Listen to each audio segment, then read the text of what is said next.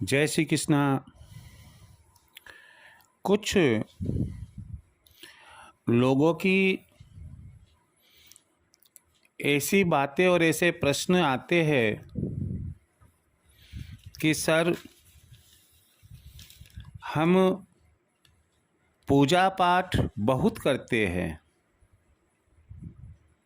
लेकिन फिर भी हमारे परिवार में, हमारे घर में अशांति बनी रहती है, झगड़ा फसाद होता रहता है, रोजी रोजगार में बरकत नहीं होती है, वंश नहीं चलता है और भी कई पारिवारिक समस्याएं आती रहती है।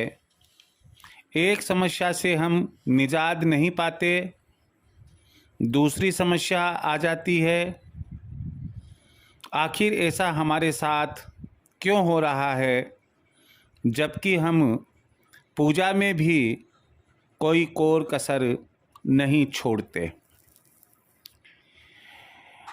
प्रिय व्यूअर्स, श्रोताओं, मैं इस शंका का समाधान इस प्रकार करना चाहूँगा कि बहुत सी ऐसी जानी अनजानी हम लोगों से गलतियां हो जाती है कि जिससे हमें तो ऐसा लगता है कि हम बहुत पूजा पाठ कर रहे हैं, परंतु हमें उसके अनुसार अनुकूल फल नहीं मिलता है।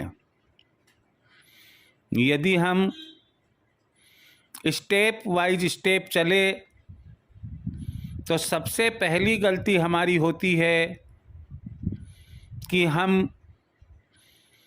पूजा के नियमों का पालन नहीं करते हैं। ध्यान रखिए, सूर्य उदय के ठीक पहले ब्रह्म मुहूर्त में प्रथम पूजा हो जानी चाहिए,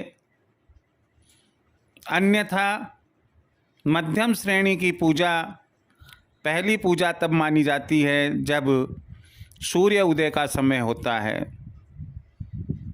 सूर्य उदय होने के बाद जो पूजा की जाती है वह तीसरी श्रेणी में आती है और आजकल हम पा रहे हैं कि घर पर महिलाएं हो या पुरुष, जिनका काम पूजा करने का है, वे आराम से उठते हैं, अपना दैनिक कार्य करने के बाद 10 बजे, 11 बजे और कभी कभी 12 के बाद भी पूजा कर लेते हैं। ध्यान रहे कि ऐसी पूजा राक्षसी पूजा की श्रेणी में आती है। यह हमें किसी भी हाल में सुख और आनंद की प्राप्ति नहीं दे सकती है। इसी के संबंध में दूसरी बात यह है कि यदि पूजा स्थल पर हमने देवी देवताओं को उचित स्थान नहीं दे रखा है, तब भी हमारे पूजा पाठ करने से कोई फायदा नहीं है।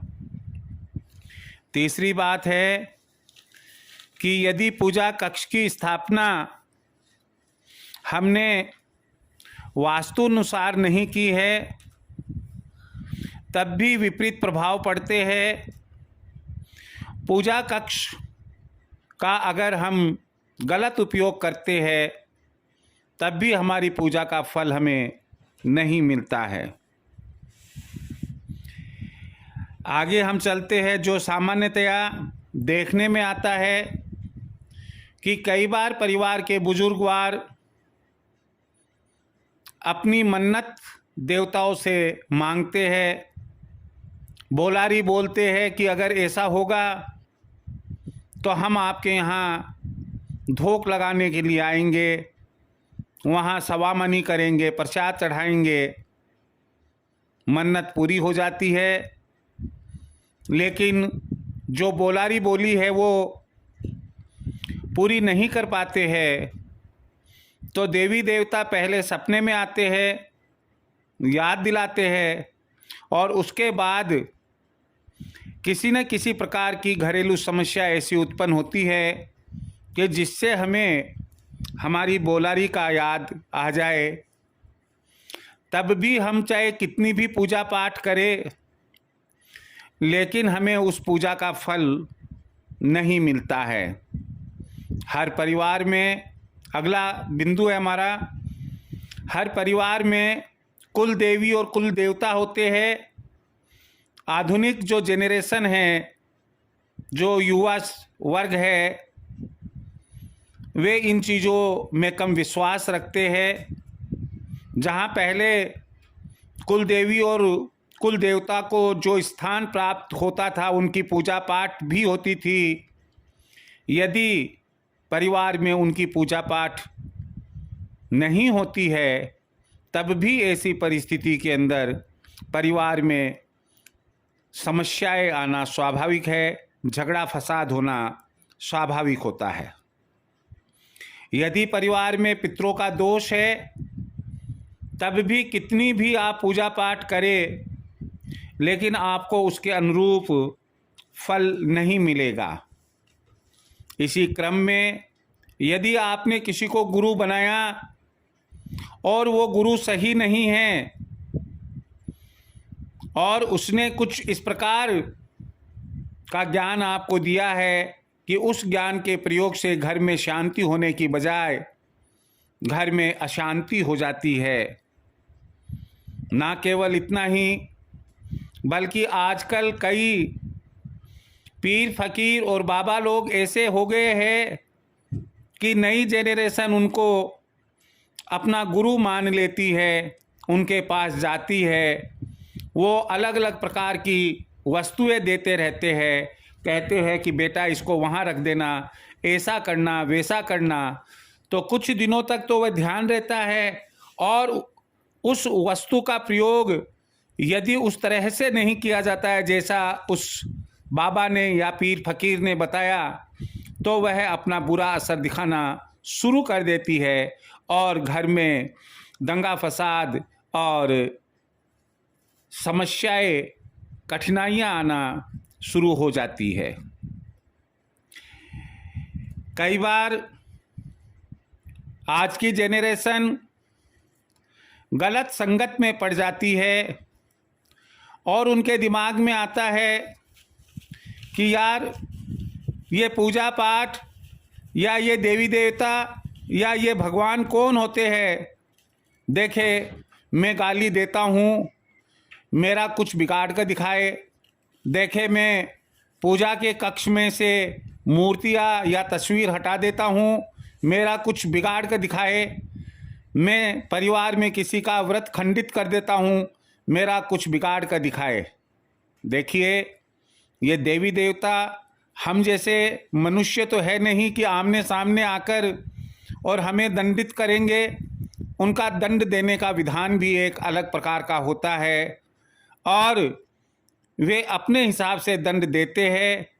तब जब हमें यह मालूम पड़ता है कि हम रोज़ाना खूब पूजा कर रहे हैं और उसके बावजूद भी हमें उसका फल नहीं मिल रहा, घर में अशांति बनी हुई है।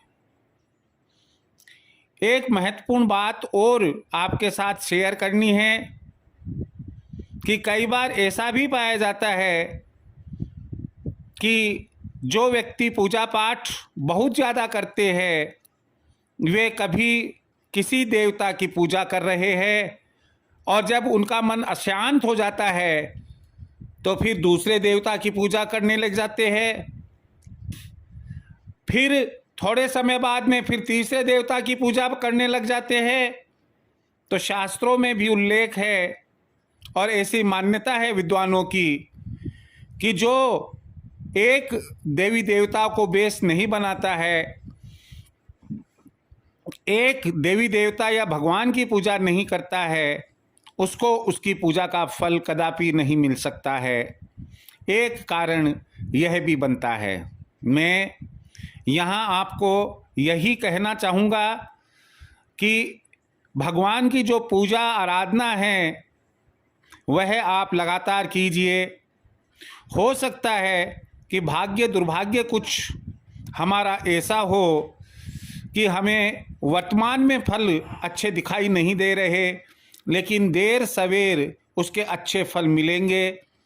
आप केवल एक ही देवी या एक ही देवता का स्मरण करें, जप करें, पूजा पाठ करें, नियमित रूप से उनका ध्यान करें।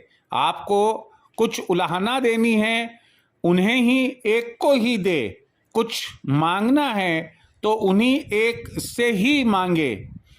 कुछ विचार करना है तो उनके साथ ही विचार करें।